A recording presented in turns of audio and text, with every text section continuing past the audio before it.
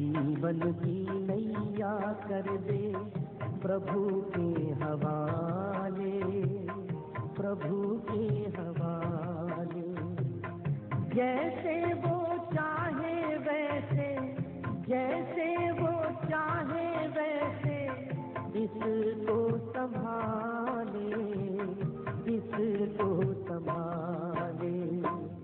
जीवन की नैया कर दे प्रभु के हवाले, प्रभु के हवाले।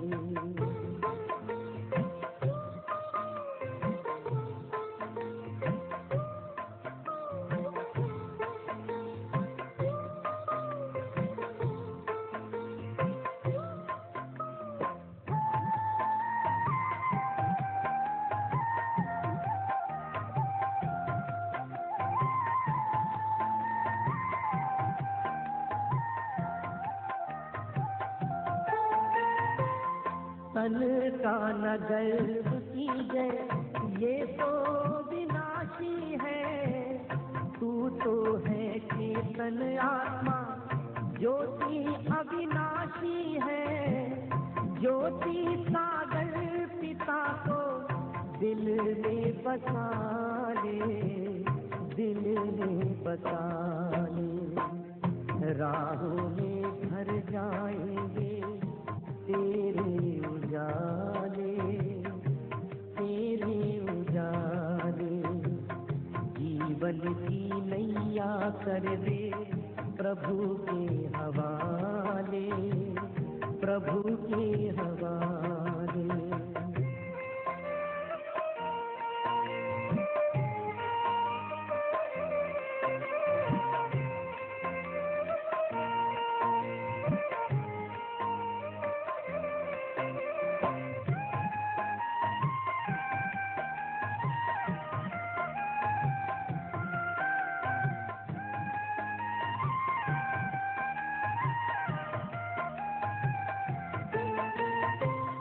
पग पग पे मिलता है प्रभु का इशारा। इसके सहारे कर दे स्वाहा तू सारा। अंबर के सारे तारे आंचल में सजा ले, आंचल में सजा ले। मन के सरोवर में तू कमल खिला ले, कमल खिला ले। जीवन की नैया कर दे प्रभु के हवाले, प्रभु के हवाले।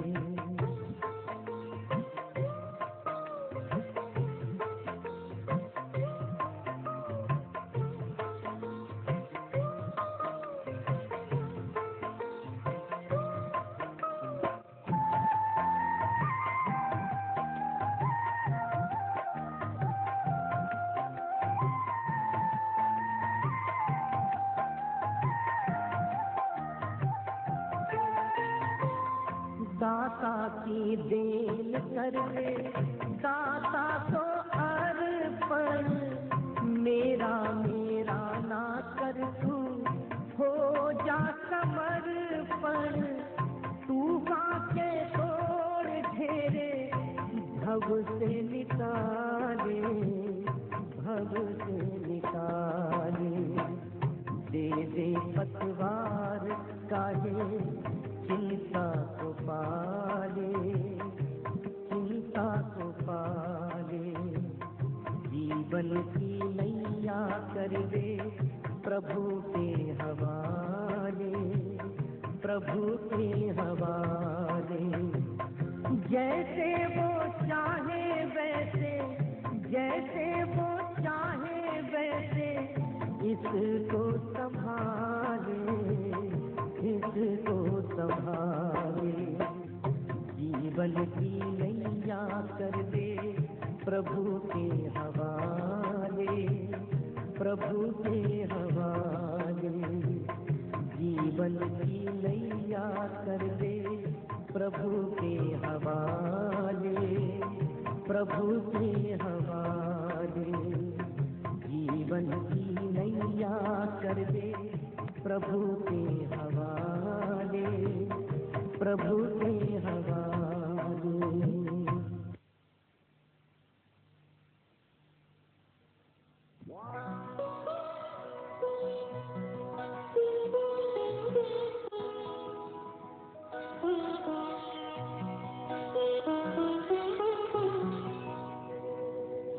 तुम सा हसी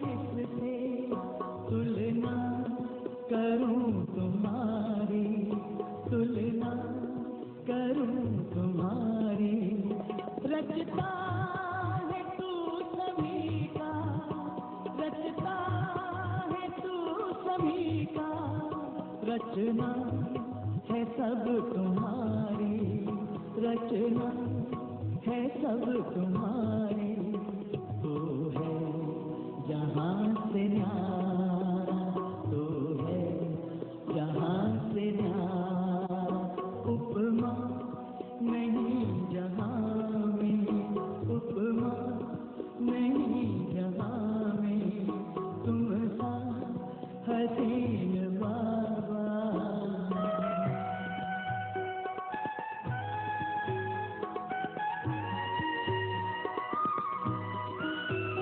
नजरें पड़ी जो तुम पर, नजरें पड़ी जो तुम पर, हटने का नाम ना ले, हटने का नाम ना ले, पलकों के डाल पर दे, पलकों के डाल पर दे, दिल में कहीं छिपाए, दिल में कहीं छिपाए, खो जाए तुझ में बाबा, खो जाए तुझ में बाबा, लौटे ना इस जहां में, लौटे ना इस जहां में, तुम सा हसीन बाबा।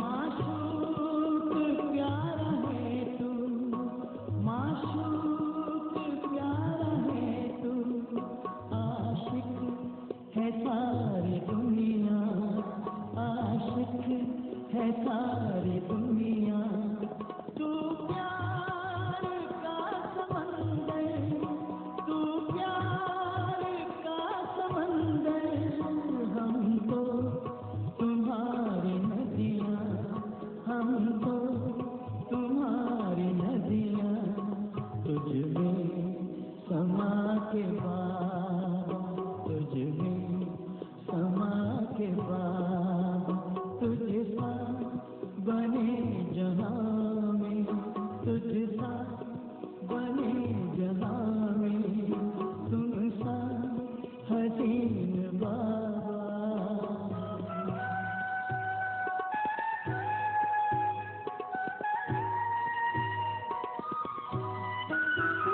ये प्यार है रूहानी, ये प्यार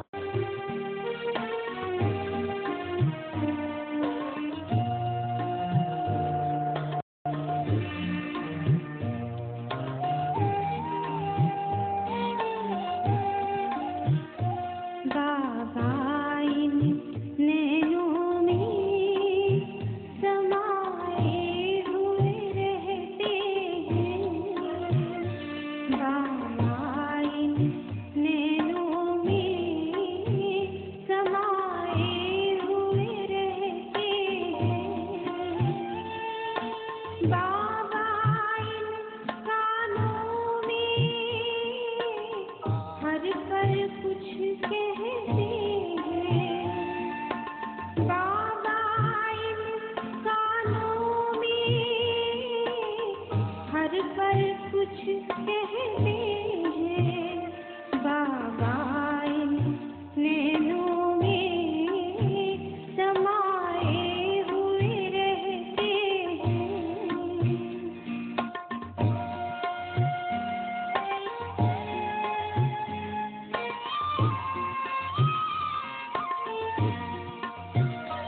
सुनी जब अमृतवाणी सन्मुख आ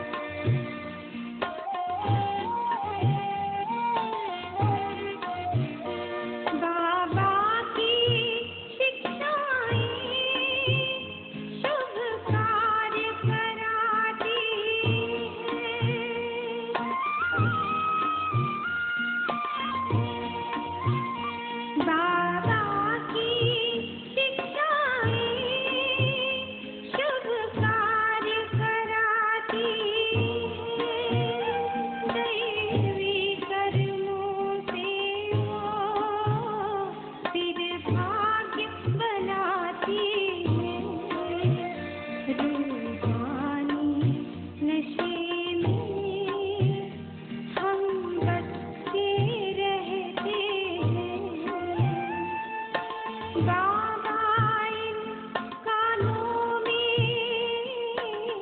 हर पल कुछ कहते हैं, बाबा इन नैनों में समाए हुए रहते हैं।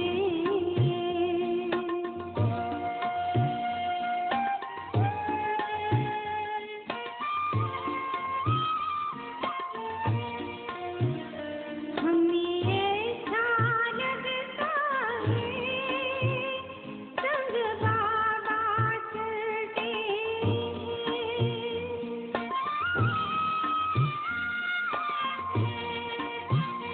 हमें ऐसा लगता है संग बाबा चलते हैं।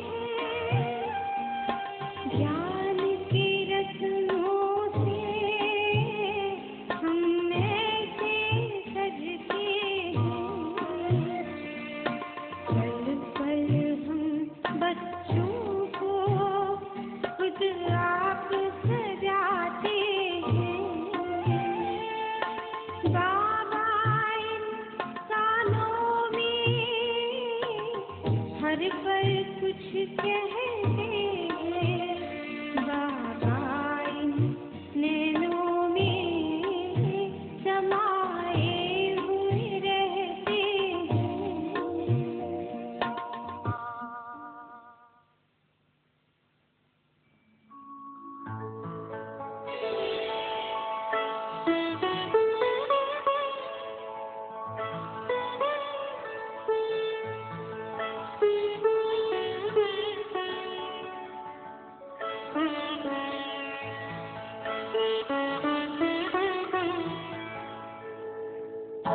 तुम सा हसीन बाबा, तुम सा हसीन बाबा, कोई नहीं जहां में, कोई नहीं जहां में। तुमने हसी बनाया, तुमने हसी बनाया हमको भी इस जहां, हमको भी इस जहां। तुम सा हसीन बाबा, कोई नहीं जहां में, कोई नहीं जहां में। तुम सा हसीन बाबा।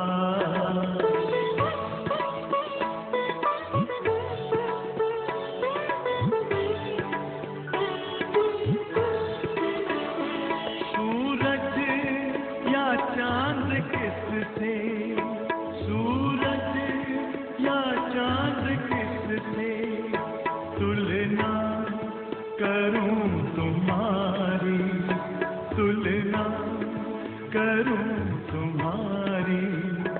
रचता है तू सभी का, रचता है तू सभी का, रचना है सब तुम्हारी, रचना है सब तुम्हारी। तू है जहां से न्यारा, तू है जहां से न्यारा। उपमा नहीं जहां में, उपमा नहीं जहां में। तुम सा हसीन बाबा।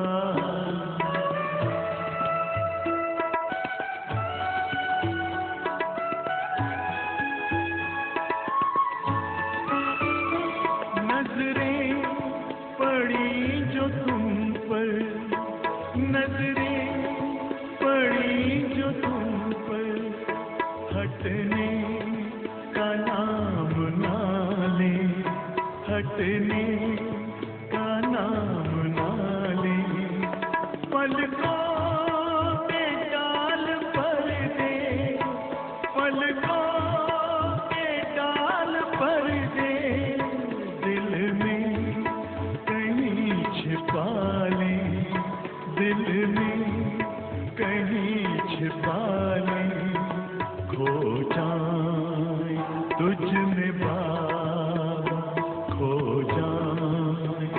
तुझ में बाबा लौटी न इस जहां में, लौटी न इस जहां में तुम सा हसीन बाबा।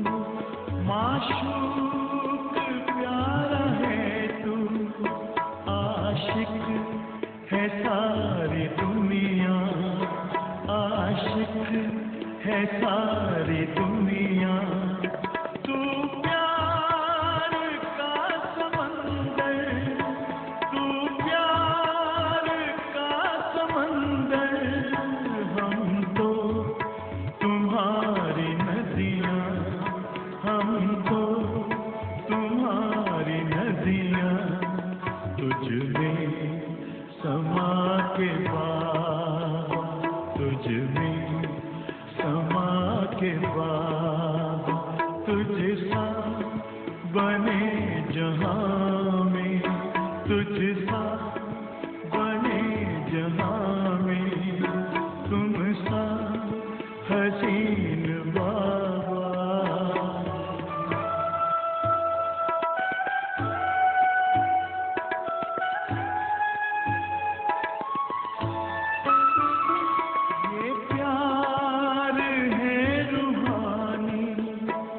ये प्यार है रूहानी, दुनिया क्या जाने इसको, दुनिया क्या जाने इसको, है इश्क ये हकीकी, है इश्क ये हकीकी, इसकी खबर है किसको, इसकी खबर है किसको, पल भर का बह भी झूठा, पल भर का बह भी झूठा, है प्यार इस जहां में, है प्यार इस जहां में तुम सा हसीन बाबा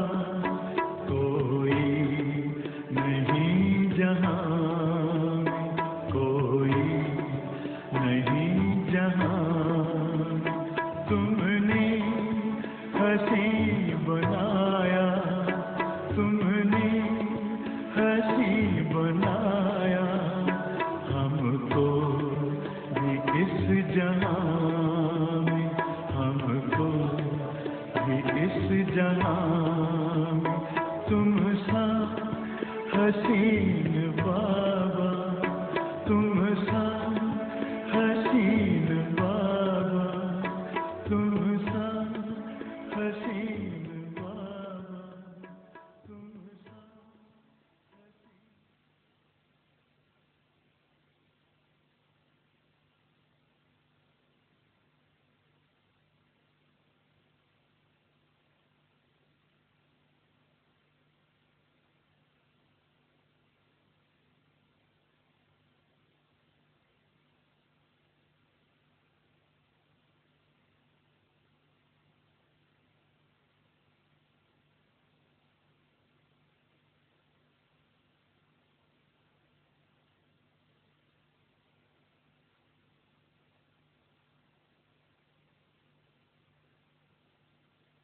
आज की मुरली की प्रातः सभा है 23 जून सन 65 की वाणी। रिकॉर्ड चला है माता ओ माता तू है जग की भाग्य विधाता। माता छोटी माता, माता बड़ी माता, छोटी माँ बड़ी माँ परिवार में होती है ना। तो ये चलन कहाँ से शुरू हुई होगी? संगम से ही शुरू हो गई। तो जब तक ब्रह्मा बाबा जीवित रहे तब तक वो ब्रह्मा बाबा हमारी बड़ी माँ, और मम्मा जीवित रही तब तक छोटी माँ। अभी एडवांस में आने के बाद वो ओम राधे मम्मा और दादा लेखराज तो चले गए, शरीर छोड़ दिया, तो भाग्य विधाता चली गई क्या है? नहीं गई ना। कैसे? इसमें प्रवेश करके हाँ, जो बड़ी माँ ब्रह्मा का पार्ट है वो दाढ़ी मूछ वाला तो भारतवर्ष में नहीं पूजा जाता है, लेकिन वही बड़ी माँ ब्रह्मा शरीर छोड़ने के बाद जब संगम युग में पार्ट बजाता है तो किसी स्त्री चोले में प्रवेश कर जाता है, और प्रवेश करके वो जगदम्बा का पार्ट बजाता है। उस जगदम्बा के लिए भारतवर्ष में पूजन और मंदिर बनाए जाते हैं और उनकी पूजा की जाती है। ब्रह्मा के रूप का गायन है, पूजन नहीं है, क्योंकि दाढ़ी मूछ वाला है। पूजन होता है प्योरिटी का। और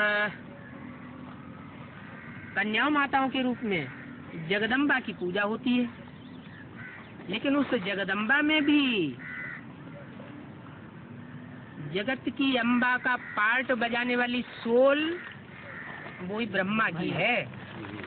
क्या सुप्रीमेसी उसी की है। बाकी जिस तन में प्रवेश करके पार्ट बजाती है वो तन भी महत्वपूर्ण है। क्यों? क्योंकि जो आदि में था वो अंत में है। आदि में था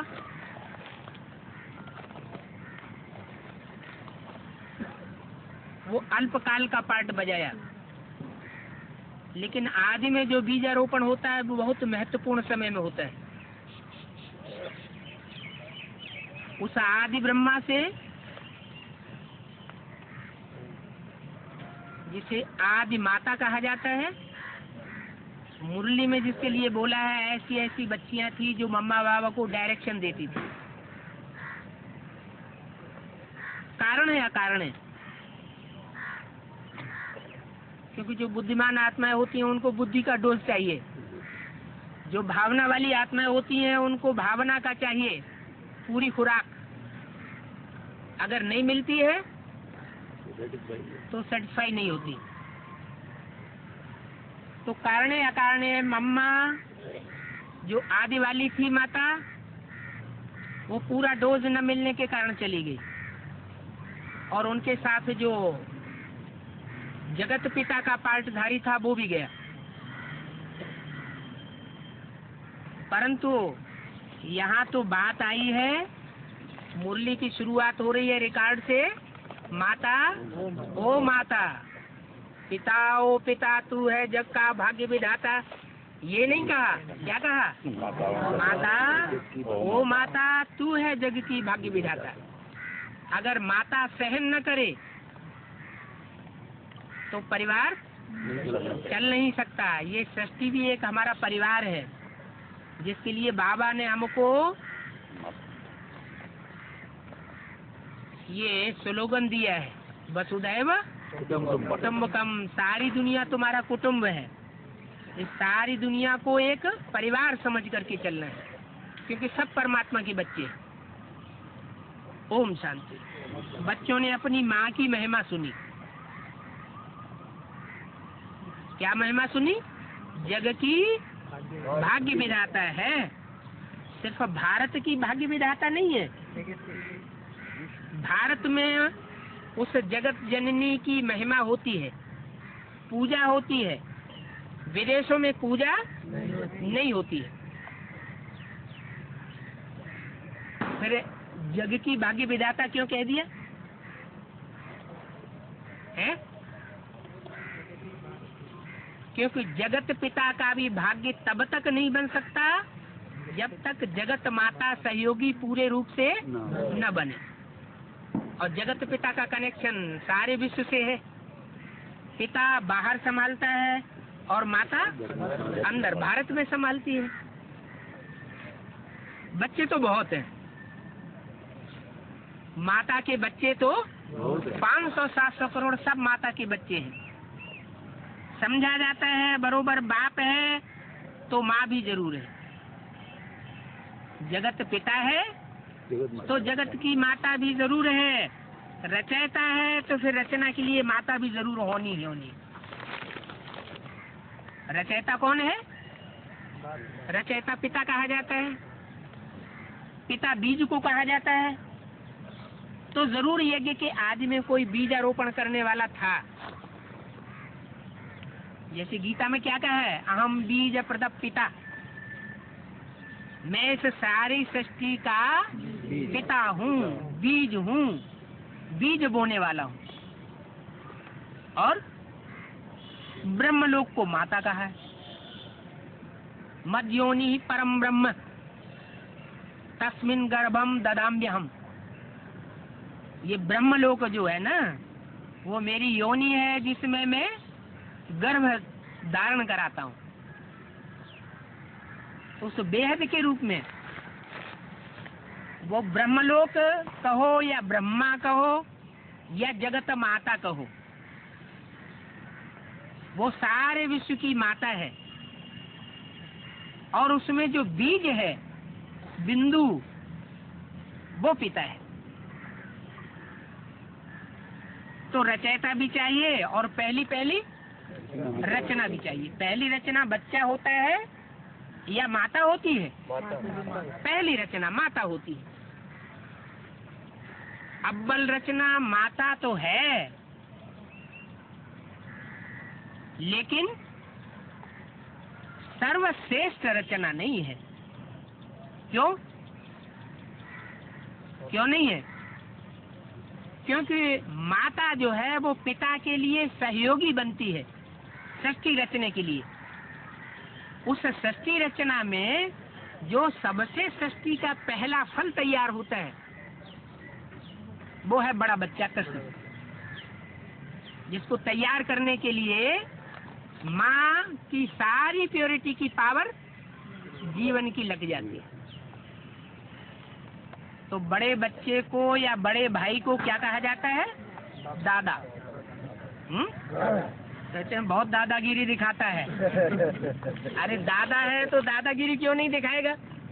हैं? बड़ा भाई है ना, बड़ा भाई है। मुरली में बोला बड़ा भाई बाप समान कहा जाता है। क्या?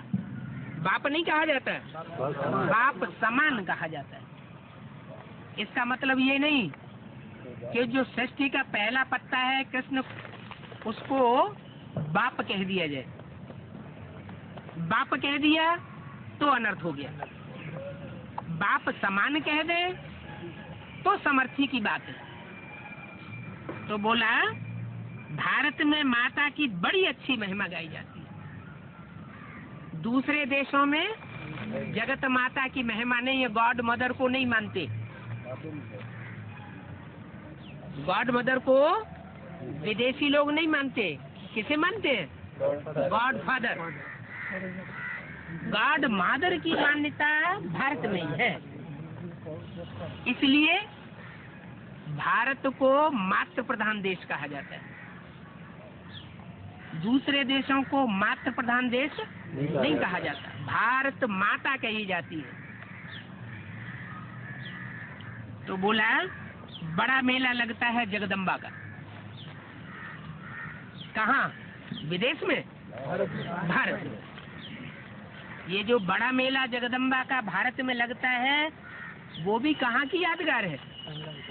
जरूर इस संगम युग पर उस जगदम्बा ने जगत पिता के साथ सबसे जास्ती मिलन मेला मनाया होगा, जिसकी यादगार में जगदम्बा का मेला सबसे जास्ती लगा। और दूसरों ने इतना मेला नहीं मना पाया। इसका मतलब और दूसरी आत्मा इतना साहस पैदा नहीं कर सकी।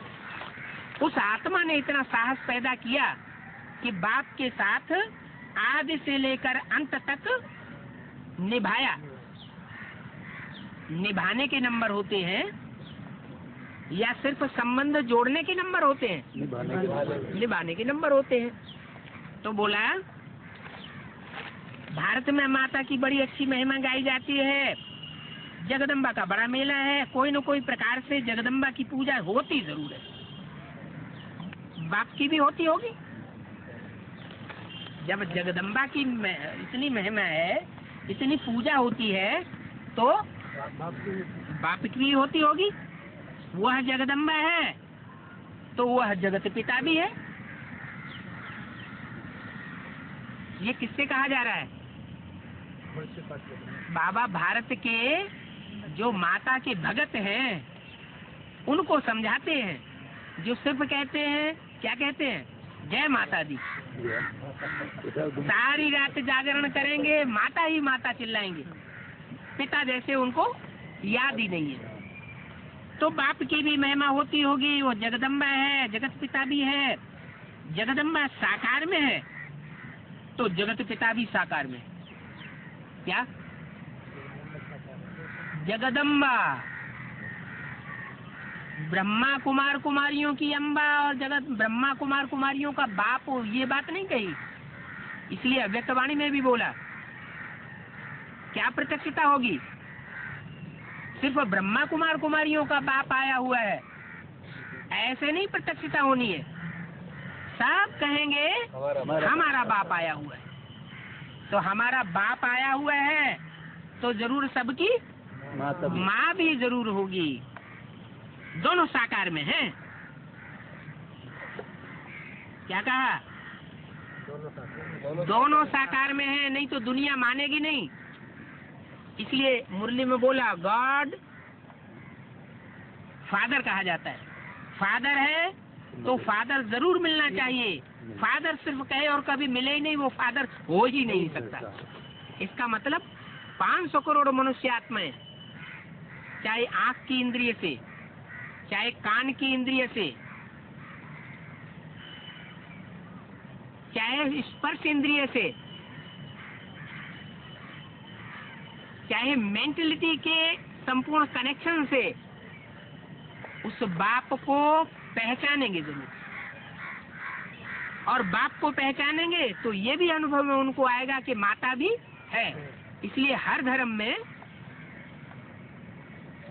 चाहे इस्लाम धर्म हो, मुस्लिम धर्म हो, आदम के साथ हवा मानी जाती है, सृष्टि की आदि माता पिता। और क्रिश्चियंस में भी एडम और ईव की मान्यता है।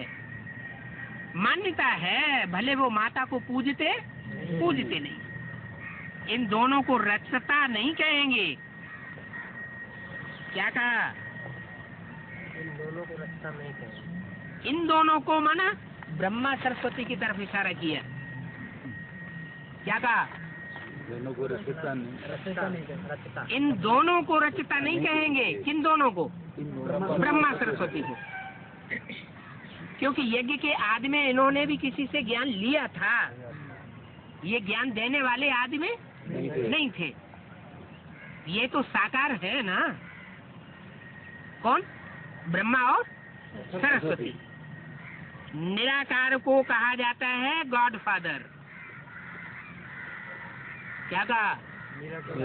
जैसे इब्राहिम, बुद्ध, क्राइस्ट, गुरु नानक, शंकराचार्य, इनके चेहरों को ध्यान से देखो।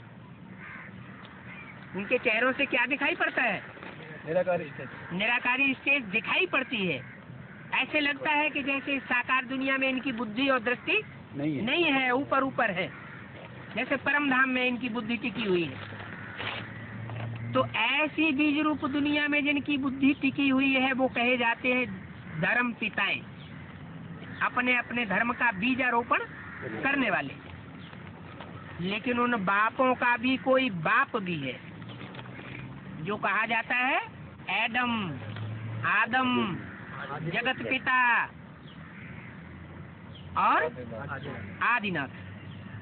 तो बोला गॉड फादर का तो राज समझाया गया है। छोटी माँ भी है, बड़ी माँ भी है। इसका मतलब क्या हुआ? छोटा बाप भी है, बड़ा बाप भी है। छोटा बाप कौन हुआ और बड़ा बाप कौन हुआ? छोटी अम्मा कौन हुई, बड़ी अम्मा कौन हुई? है? बड़ा बाप वो हुआ जिसका कोई बाप न हो। क्या? बड़ा बाप वो हुआ जिसका कोई बाप नहीं। प्रजापिता का भी कोई बाप है। प्रजापिता जगत पिता जिसे कहा जाता है उसका भी कोई बाप है। वो कौन है? सुप्रीम सोल, जिसके कहा जाता है सुप्रीम सोल गॉड फादर। वो है जगत पिता नहीं, क्या? सभी आत्माओं का पिता। वो तो बड़ा बाप हो गया। लेकिन किसके अंदर प्रत्यक्ष होता है? जगत पिता के द्वारा। वो मनुष्य आत्माओं का पिता है, लेकिन सभी आत्माओं का पिता नहीं कहा जाता। तो बड़ी माँ भी है, छोटी माँ भी है।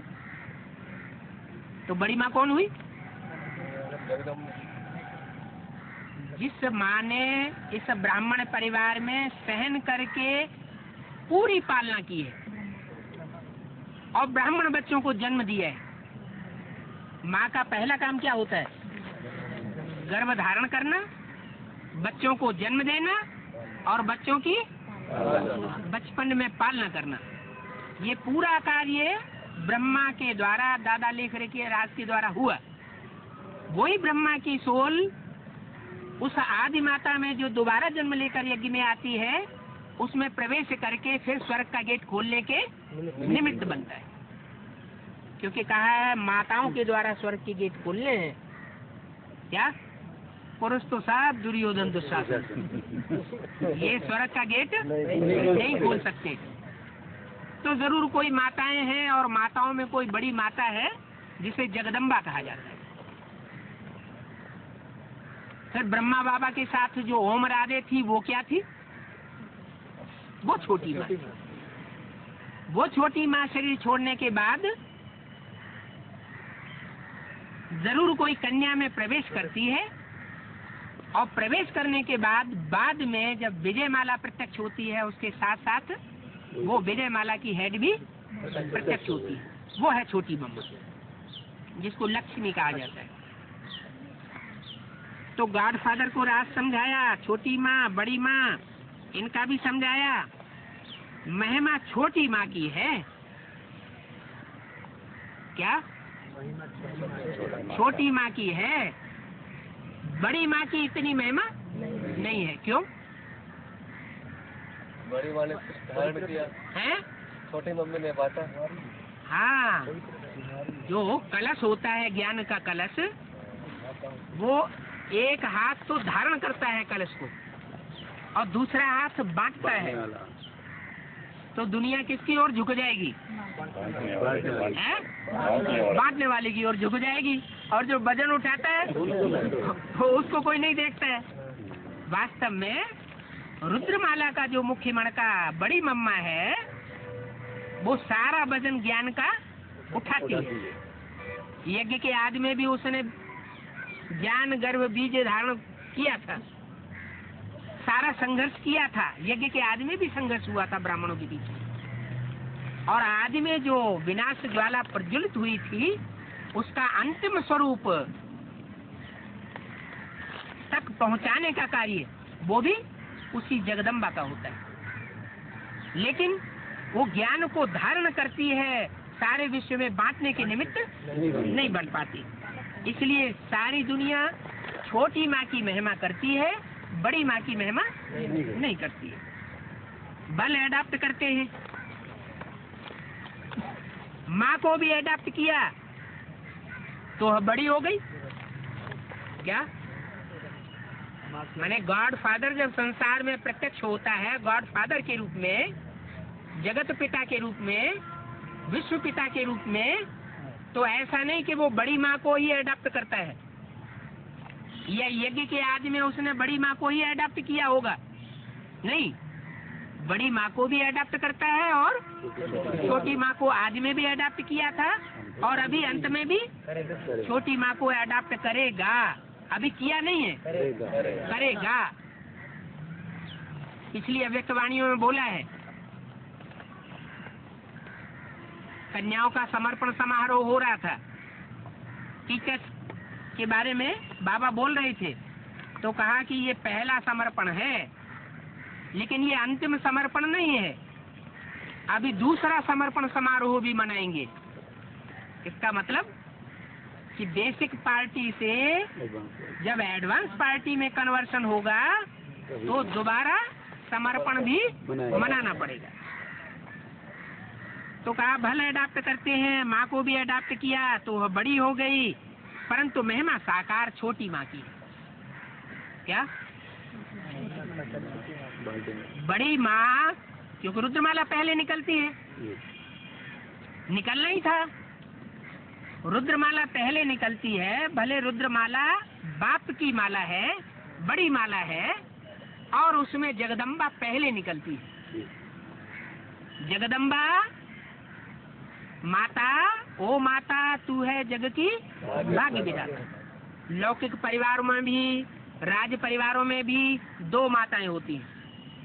कौन कौन सी? एक राजमाता होती है, उसका मर्तबा बहुत ऊंचा होता है, क्या उसका कोई डिसरिगार्ड नहीं कर सकता। हाँ, एक होती है राजमाता और दूसरी होती है राजलक्ष्मी। बड़ी कौन सी होती है? राजमाता। और छोटी कौन सी होती है? राजलक्ष्मी। माना जो ये परिवार में परिवार को चलाने के लिए पहले समर्पित हुई थी, जिसने अपने जीवन को पहले समर्पण किया राज परिवार को चलाने के लिए, वो हुई बड़ी माता। और जिसने बाद में समर्पण किया वो छोटी माता हुई। कोई समर्पण कब करता है? सम अर्पण। सम माने संपूर्ण, अर्पण माने अर्पण। कोई अपने को संपूर्ण अर्पण तब करता है जब सात्विक स्टेज में वो पूरी रीति पहचान लेता है। बिना पहचाने कोई समर्पण नहीं होता। तो वास्तव में जिसने पहले समर्पण किया उसने बात को बुद्धि से पहले समझा है। भले प्रैक्टिकल में कार्य पूरा न किया हो, लेकिन समर्पण करने की हिम्मत तो दिखाई न पहले, तो वो हो गई बड़ी माँ और वो हो गई छोटी माँ। ये भी बच्चे जानते हैं, हर एक को अपने कर्म भोग का हिसाब किताब चुकतू करना है, चाहे वो बड़ी माँ हो चाहे छोटी माँ हो। क्योंकि विक्रमादित्य थे, फिर रावण ने विक्रमी बना दिया। पहले विक्रमों को जीतने वाले बने थे, फिर रावण बीच में आ गया। यज्ञ के अंदर की ही बातें हैं। रावण 10 सिर वाला बीच में आ गया तो उसने अपनी मत देना शुरू कर दिया, और माताएं तो जल्दी प्रभावित हो जाती है। तो बोला विक्रमादित्य थे, फिर रावण ने विक्रमी बना दिया। तो विक्रम संवत भी है, विक्रमादित्य संवत भी है। क्या जब से विक्रम शुरू करना हुआ तब से आपस में झगड़ा शुरू हो गया, ब्राह्मणों की दुनिया में भी और बाहर की दुनिया में भी ऐसे ही होता है। त्रेता युग समाप्त होता है, द्वापर युग शुरू होता है, तो आपस में लड़ाई झगड़ा शुरू हो जाता है। अपना अपना धर्म, अपना अपना राज्य खंड अलग अलग हो जाता है। पहला वर्ष सतयुग का कहेंगे विक्रमादित्य। क्या संवत एक कब से शुरू होगा? सतयुग से तो होगा, लेकिन पहला वर्ष सतयुग का कहेंगे विक्रमादित्य संवत। फिर द्वापर युग से होता है विक्रमी संवत। अभी तुम बच्चे विक्रम पर जीत पाए, विक्रमादित्य बनते हो, बने नहीं हो, बनते हो। पाप जो है उनका योग बल से प्रायश्चित करते हैं। क्या विक्रमादित्य कब बनते हो? जितने भी पाप किए हैं, 63 जन्मों की बात नहीं है, लेकिन ज्ञान में आने के बाद, बेसिक में आने के बाद, एडवांस में आने के बाद जो पाप कर्म बनते हैं उनका 100 गुना और 1000 गुना बोझा चढ़ जाता है। उनका प्रायश्चित फिर योग बल से करना पड़ता है। पाप जो है उनका योग बल से प्रायश्चित करते हैं। प्रायश्चित होता ही है याद से। जो याद की युक्ति बाप समझाते हैं और कोई नहीं समझा सकता। बाप कहते हैं बच्चे याद करो तो पापों का प्रायश्चित हो जाएगा। सिर पर पापों का बोझा तो बहुत है, जन्म जन्मांतर का भी बोझ है, और ब्राह्मण बनने के बाद भी बोझा बहुत है। समझाया गया है जो नंबर 1 में पुण्यात्मा बनता है, क्या कहा, नंबर 1 वही नंबर 1 पापात्मा भी बनता होगा। क्या ड्रामा है। जो नंबर 1 पुण्यात्मा तो नंबर 1 पापात्मा। इसका मतलब क्या हुआ है? का निमित्त। अच्छा, तो कौन कौन सी आत्माएं बुद्धि में आ गई है? हीरो पार्टधारी बुद्धि में आ गया। हीरो पार्टधारी बड़े से बड़ा पुण्यात्मा भी सचिव के आदि में, और कलयुग के अंत में बड़े से बड़ा पापात्मा भी बनता है। इसलिए मुरली में क्या बोला है, जो राम बनता है वही रावण भी बनता है, जो कृष्ण बनता है वही कंस भी बनता है। क्यों भाई, ऐसा क्यों? हाँ, ये सृष्टि का नियम है कि लोहे से लोहा काटा जाता है। क्या? लोहे से लोहा काटा जाता है और विष से विष मारा जाता है। इस दुनिया की इतनी बड़ी विषैली दुनिया है, विषय विकारों की दुनिया है, उसको खत्म करने के लिए भी कौन चाहिए? उन विषधरों का भी बाप चाहिए। तो बोला कि जो नंबर 1 पुण्यात्मा बनता है वही नंबर 1 पापात्मा भी बनता होगा। उनको बहुत मेहनत करनी पड़ेगी। क्या कहा? ऐसे ही नहीं हीरो पार्टधारी बन जाता है। बड़ा कहावना, हिंदी में कहावत है, बड़ा कहावना अति दुख पावना। क्या? दूसरी आत्माओं को इतना प्रयास, इतना पुरुषार्थ, इतनी मेहनत नहीं करनी पड़ती, उसको जास्ती मेहनत करनी पड़ती है। क्योंकि शिक्षक बनते हैं सिखलाने के लिए, तो जरूर मेहनत तो करते होंगे ना, है? वो तो गीत गा दिए हैं, भक्ति मार्ग में गीत गाए ना, शिक्षक हो सिगरे जग को, पियता को कहा गुरु अब देती है शिक्षा। कौन कौन का शास्त्र गाया हुआ है? सुदामा और कृष्ण का। तो सुदामा की पत्नी ने शिक्षा दी कि जाके कृष्ण के पांव लगो, जाके उनका शरण ले लो जाके। उन्होंने कहा मेरे को क्या शिक्षा दे रही है, मैं सारे जग को शिक्षा देने वाला हूँ। अहंकार आ गया। तो फिर उसका अंजाम क्या होता है अहंकार का? है आखिरी उन्हीं के दरबार में जाना पड़ता है। माने राम की आत्मा को भी यज्ञ के आदि में शरीर छोड़ने के बाद कहाँ जाना पड़ता है? दादा लेखराज ब्रह्मा के ही यज्ञ में जाना पड़ता है।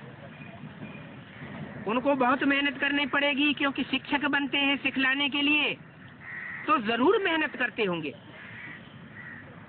जो कुछ बीमारी आदि होती है अपने ही कर्म कहे जाते हैं।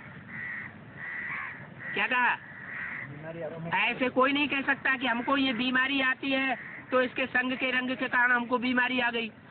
नहीं, अपने ही जो कुछ कर्म किए हैं, संग के रंग के घर में आने के कुछ न कुछ तो अपनी इच्छा होती है, तो उसके आधार पर वो पाप कर्म बनते हैं और बीमारी भी सहन करनी पड़ती है। भोगना भोगनी होती है। इसलिए कभी भी इससे डरना नहीं चाहिए। क्या? कोई भी बीमारी आदि कर्म भोग आता है तो उससे डरने की बात, हाँ, होल डाल नहीं हो जाना चाहिए, खुशी से पास करना है। क्योंकि अपना ही किया हुआ हिसाब किताब है, प्रायश्चित होता ही है बाप की याद से। बहुत याद करना है। क्या? बीमारी अगर आती है तो याद हल्की याद से नहीं कटेगी, बहुत याद करना है। अर्जुन तो मार्जिन पड़ी हुई है। कब की बात है? ये तो सन 65 की मुरली है ना। अर्जुन तो मार्जिन पड़ी हुई है। जब तक जीना है तुम बच्चों को ज्ञान अमृत पीना है। क्या मतलब हुआ? माने ब्रह्मा की सोल ने शरीर छोड़ दिया 69 में, उनका जीना मरने में बदल गया। शरीर छोड़ दिया माना मर गया, तो क्या पीना बंद कर दिया? नहीं, फिर यहाँ तो कहा है जब तक जीना है तब तक पीना है। जब तक देवान में जी रहे हैं तब तक। उनकी तो देह ही खत्म हो गई, देवान किस बात का है? दूसरा हाँ, जो सूक्ष्म शरीर धारण करते हैं, जो सूक्ष्म सोलधारी आत्माएं होती है ना, तो सूक्ष्म में ज्यादा ताकत होती है या स्थूल में ज्यादा ताकत होती है? सूक्ष्म में ताकत ज्यादा होती है। तो सूक्ष्म शरीरधारी आत्माएं होती है, उनको बहुत अहंकार होता है। क्या? उनको बहुत अहंकार। हाँ, ये साधारण रूप में किसी के कंट्रोल नहीं आती है। तो बोला जब तक जीना है तुम बच्चों को ज्ञान अमृत पीना है। वो जीने का मतलब बताया कि जब तक देह अभिमान में, देह अहंकार में तुम बच्चे जी रहे हो, जिंदा हो, तब तक तुमको ज्ञान अमृत पीना पड़ेगा। माने कृष्ण की सोल भी अभी ज्ञान अमृत पीने वाली है, ज्ञान अमृत पिलाने वाली नहीं है। वो भी अभी पढ़ाई पढ़ रही है, पढ़ाई पढ़ाने वाली नहीं है।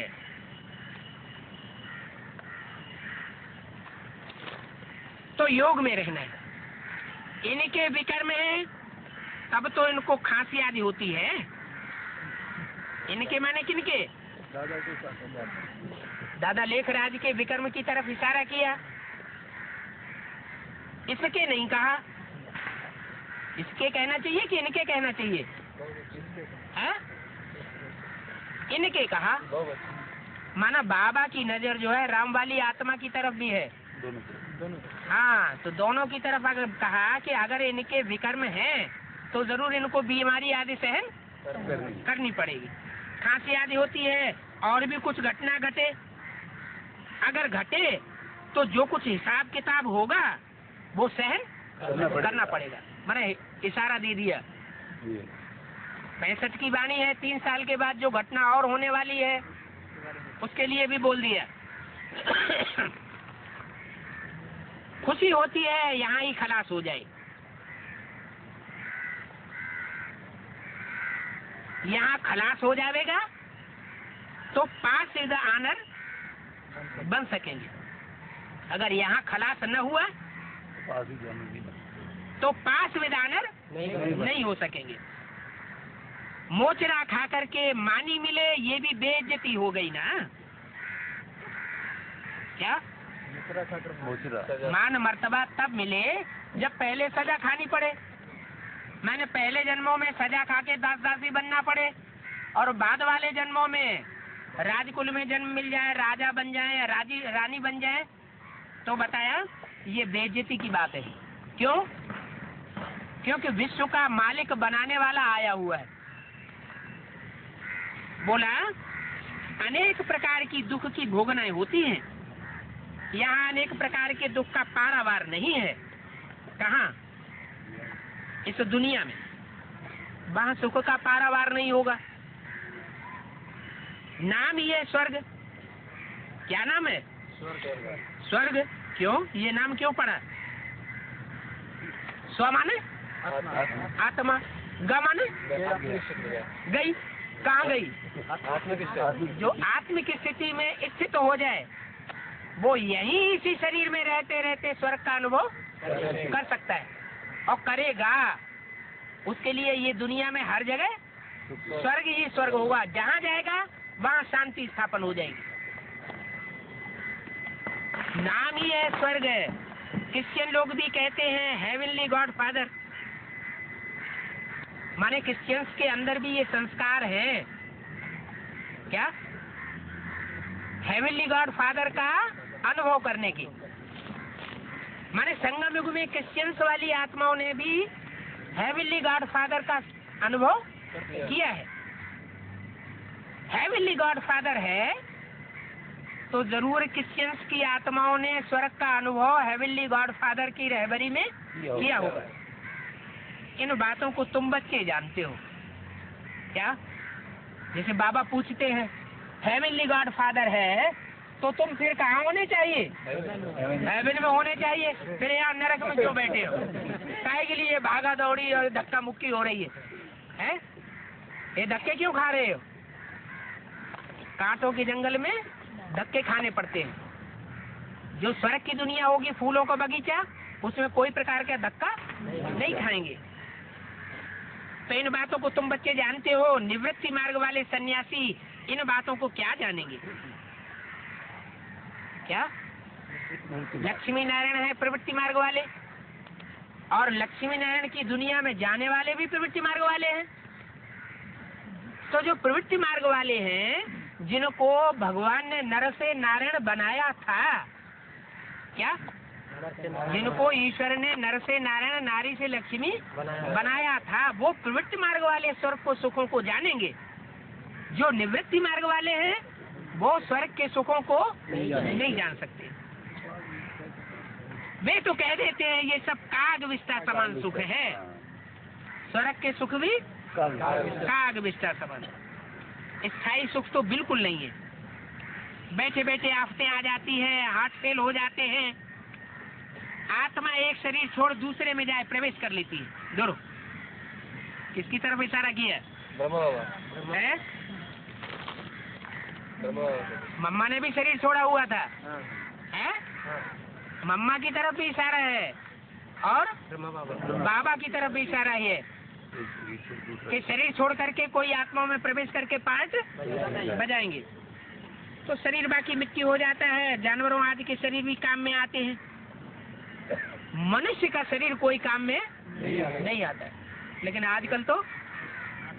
आजकल तो मनुष्यों का शरीर के अंग भी काम में आ रहे हैं। पहले से क्या करते हैं? डोनेशन में देते हैं कि नहीं? शरीर सिर्फ नेत्र ही दान देते हैं, किडनी वगैरह नहीं देते। हाँ, तो बोला शरीर मिट्टी हो जाता है। मनुष्य का शरीर, उस समय की बात बताई कि मनुष्य का शरीर काम में नहीं आता था। पारसी लोग एक खड्डा बनाए वहीं लाश को छोड़ देते हैं। क्या? जो पारसी धर्म के लोग हैं, वो कोई मरने वाला होता है तो उसको कुएं के किनारे या खड्डे के किनारे छोड़ देते हैं कि इसका शरीर भी कौए वगैरह, कौए चील वगैरह नोच के खा जाए, उनके काम में आ जाए।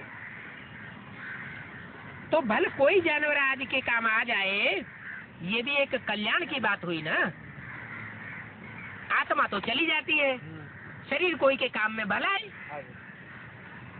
चील आदि खाई जाती है, कोई फिर मनुष्य की मिट्टी ले जाकर चक्कर लगाते हैं। वे लोग फिर ऐसे नहीं करते। जैसे नेहरू जी की मिट्टी को क्या किया? सारे भारत में छिड़क दिया। ये सब है फालतू बढ़ाई की बातें, जानते कुछ भी नहीं है। तमो प्रधान पतित शरीर बिल्कुल कोई काम का नहीं है। क्या? जब तक इसमें आत्मा है तो बहुत कुछ पुरुषार्थ किया जा सकता है। कौड़ियों में सल ये शरीर है, इस शरीर की कोई वैल्यू नहीं है। देवताओं के शरीर हीरे मिसल होते हैं। क्या? कौन से देवताओं के शरीर हीरे मिसल होते हैं? सत्य को तो है सोने की दुनिया, वहाँ हीरे मिसल कहाँ से आ गए? हीरे मिसल कहाँ कहेंगे? जहाँ हीरे की तरह मनुष्य आत्माएं चमक मारती रहे, ज्ञान की चमक मारती है। तो यहाँ हीरे अभी तैयार होने वाले हैं। दुनिया में कौन सा ऐसा महाद्वीप है जहाँ सबसे ज्यादा हीरे पैदा होते हैं? है? भारत में? नहीं, बताओ। अभी ऊपर बात बताई है कौन सी महिमा की जागती महिमा है? छोटी मम्मा की जागती महिमा है। तो छोटी मम्मा ने जरूर हीरे बहुत पैदा किए होंगे। कहाँ? हाँ, अफ्रीका में हीरे बहुत निकाले जाते हैं। तो बोला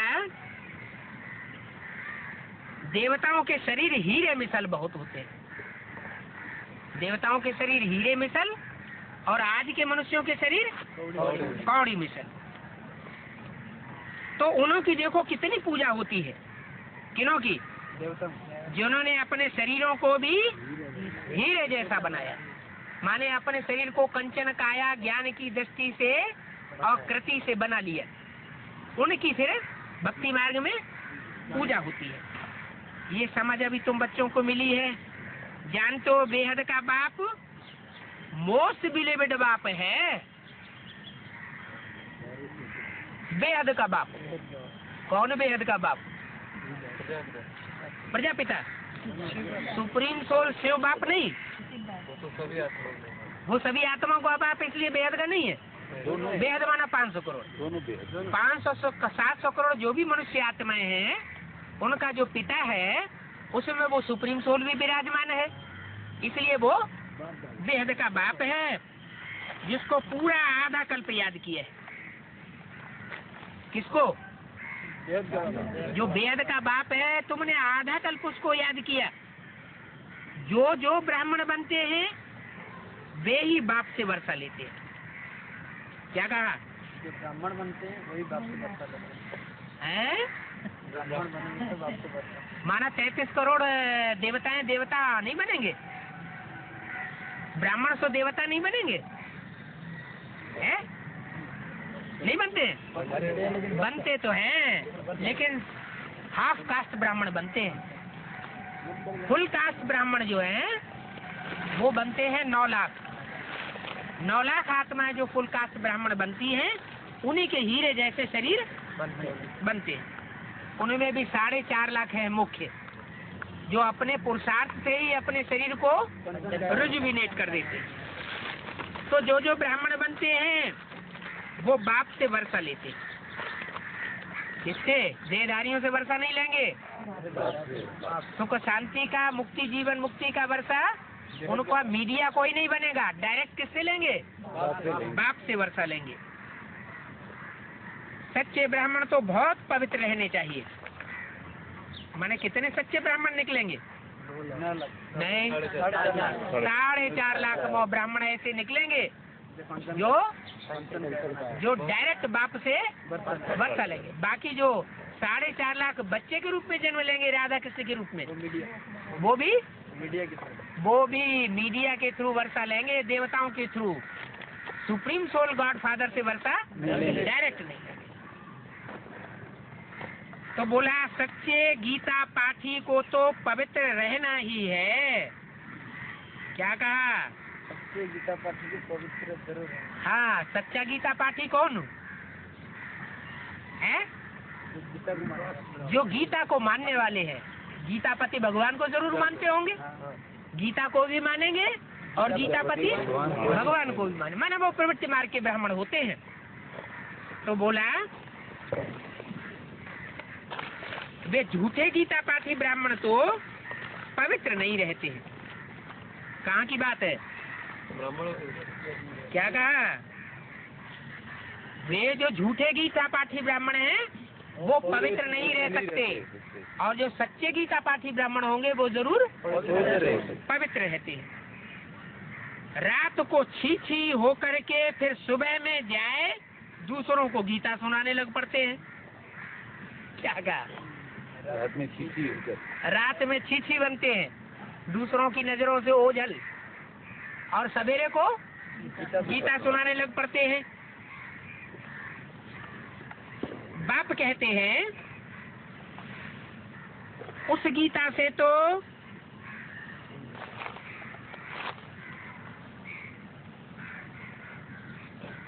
तुम्हारी सदगति नहीं हो सकती। कौन सी गीता से? जो झूठी गीता हो गई। उस गीता से तो लिखा हुआ है काम महाशत्रु है, फिर भी वह गीता सुनाने वाले पवित्र नहीं रहते हैं। और बाबा जो गीता सुना रहे हैं इसमें लिखा भी है गीता में क्या, काम महाशत्रु है और जो पवित्र रहेंगे वो ही स्वर्ग के बादशाह बने। गीता है सर्वशास्त्र मणि शिरोमणि, जिससे बाप ने कौड़ी से हीरे तुल्य तुम बच्चों को बनाया है। क्या कौड़ी से हीरे जैसा जन्म बना तो है, लेकिन किसके द्वारा बना है? चैतन्य है या जड़ है? चैतन्य गीता माता है, जिसके द्वारा तुम कौड़ी से हीरे जैसा जन्म वाले बनते हो। ये भी तुम समझते हो, गीता पाठी इन बातों को नहीं समझते। वे तो तोते माफिक सिर्फ पाठ पढ़ते रहते हैं। कहाँ शूटिंग होती है? संगम में वो गीता पाठी ब्राह्मणों की भी शूटिंग होती है। वो सिर्फ पढ़ते हैं, समझते नहीं। और तुम पढ़ते भी हो, समझते भी हो और प्रैक्टिकल में धारण भी करते हो और दूसरों को धारण भी कराते हो। बोला ढेरों मुआफिक वो सिर्फ ट्रा ट्रा करते रहते हैं, अर्थ नहीं जानते हैं। क्या वो मेढकों के मुआफिक, जैसे बरसाती मेढक होते हैं ना, वो सिर्फ बोलते रहेंगे लेकिन उनकी अकल में कुछ भी, हाँ गर्दन भी हिलाते रहते हैं मेढकों की तरह, समझते कुछ भी नहीं है। हाँ महिमा सारी है एक की, जिसने खुद समझा है और दूसरों को समझाया है। किसने समझा है? बाप ने समझा है। तो लेकिन अकेले बाप की महिमा थोड़े ही है, बाप के साथ माता भी है, दूसरी कोई की भी महिमा नहीं है। ब्रह्मा विष्णु शंकर की भी महिमा नहीं है। क्या ब्रह्मा विष्णु शंकर भी सूक्ष्म वतनवासी हैं, इस साकार सृष्टि के वासी नहीं है। महिमा कहाँ की बात है? साकार सृष्टि की बात है। तो बोला ब्रह्मा विष्णु शंकर की भी महिमा नहीं है।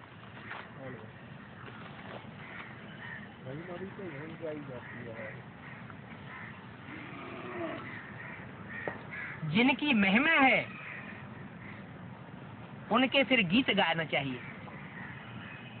क्या उनका गीत गाना चाहिए। तुम बच्चे इन बातों को अभी समझते हो, किसकी महिमा करनी है, किसकी महिमा नहीं करनी है, किसका पूजन करना चाहिए, किसका पूजन नहीं करना चाहिए। अच्छा, ओम शांति।